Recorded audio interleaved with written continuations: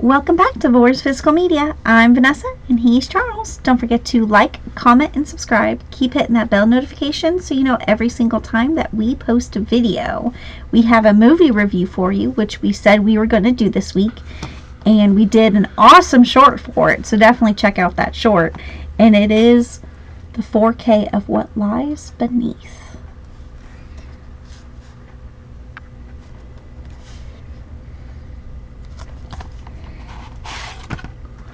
Same artwork, and there is disc artwork. So this is the 25th anniversary of this film. This is the only horror film that Harrison Ford is in, or thriller, I should say. Technically, Indiana Jones was a fucking horror film.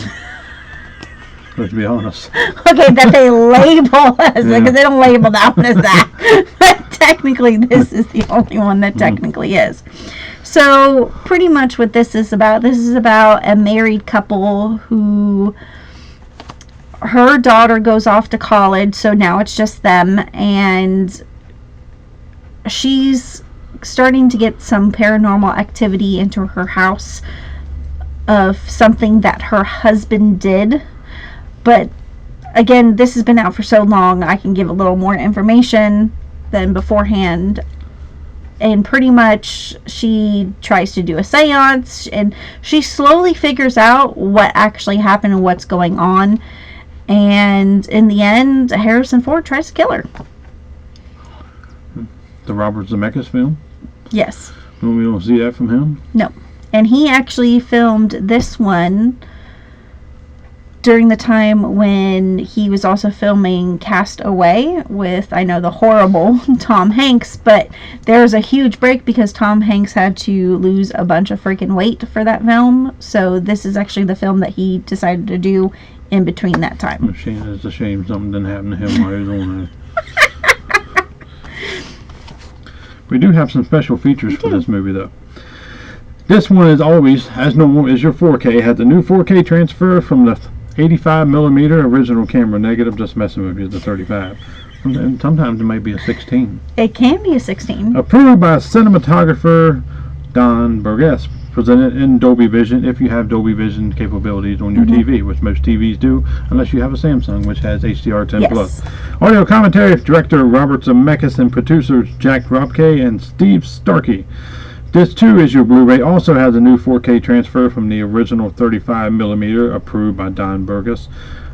A new, Uncovering What Lies Beneath, a feature-length retrospective documentary, including brand new interviews with Robert Zemeckis, so that's cool, he came back. That is cool. Steve Starkey, Jack Rapke, writers Sarah Knudsen and Clark Gregg, cast member Amber Valletta, Don Burgess, production designer Rick Carter, costume designer Susan DeSanto, composer Alan Silvestri, visual effects supervisor Robert Legato, visual effects supervisor Shane Mahan, and puppeteer Jason Matthews. Audio commentary with Robert Zemeckis, and constructing a thriller featurette. So you get a new which is good. Documentary, though, with other people. I don't know why Harrison Ford can come back. I mean, or Michelle Pfeiffer. Yeah, because you haven't really heard from Michelle Pfeiffer in forever. No. Harrison Ford, too. I mean, yeah, he's not really relevant anymore. No. He could have definitely came back. He could have had that woman from the Dial of Destiny walk his retarded ass in there, and they would have, you know.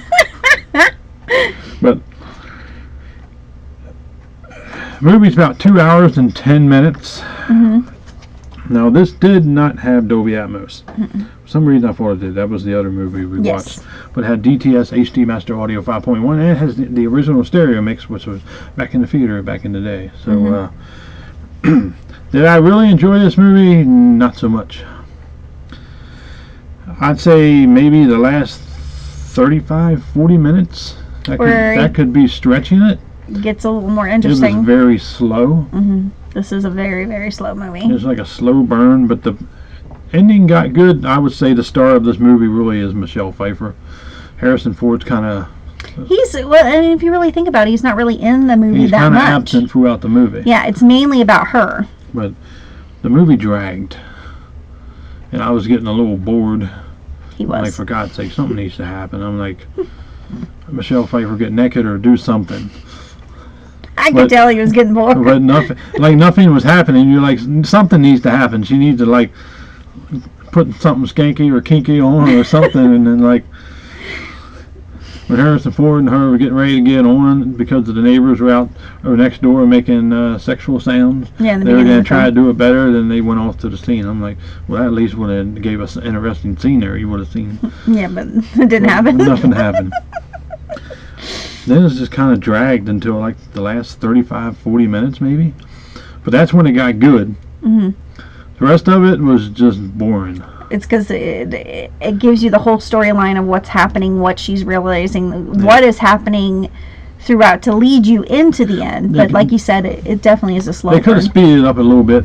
They dragged it way too fast. That could have been explained in probably about 15 minutes, Yeah. 20 minutes at the most, not an hour.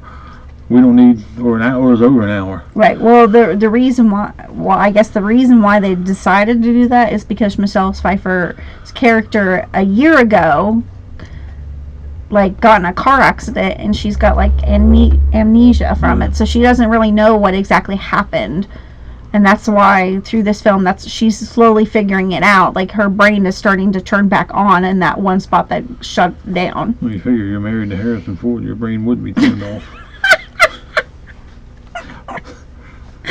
Yeah, not big of a fan of him At the moment. much more either. But the transfer looked really good. That I can I say. would give the yes. transfer was good. Would I celebrate the anniversary? Probably not. But far as the transfer, I would give the transfer a 5 out of 5 because the transfer looked good. Yeah. The movie itself, for me, would be a 1 out of 5. It has brand new special features, so that would bring about a 3 out of 5 for that. Mhm. For me, out of this, I would give 1 out of 5. I can't go no higher. I just can't. Would I recommend to pick it up now? No, I would not. I would wait for a sale. I do agree with him on that. I mean, I went and saw this in the movie theater, and I was also younger. So now watching it now, it's not a movie I definitely would gravitate towards. Might be better on a second Right. watch later on, but as of now, 1 out of 5 for me. You? I would give it a 2 because of those special features and the way that it looked really good.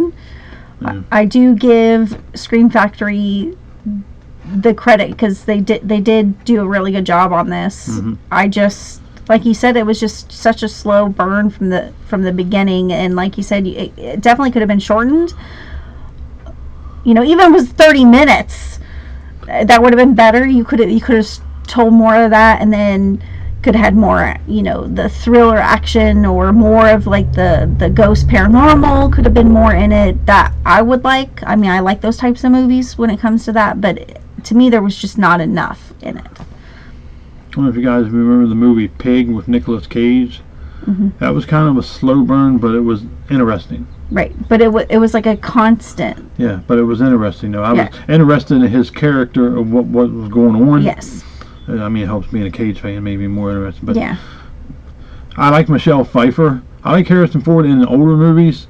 The newer ones, not so much because he feels like he's read around. Like he's He a don't have dumbass. yeah, but it just didn't entice me enough to enjoy it. I just could. Maybe on a second watch, and I even went in one of those moods.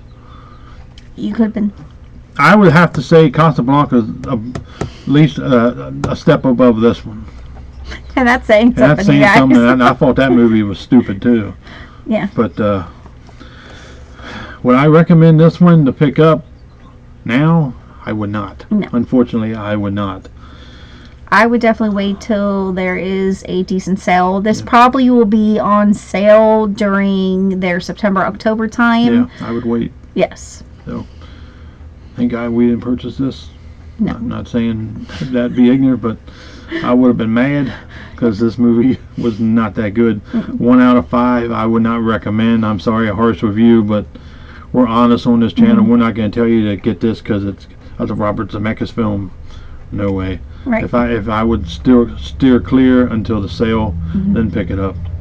That is our god awful review of What Lies Beneath. I mean, don't get me wrong. We are thankful that, you know, Shout Scream Factory did send this over for us to do the review for you guys. So we are thankful for that. So don't get us wrong that we're not. It's just we personally would not pick up this movie day one. That's it. Like, comment, subscribe. See you on the next one. Bye.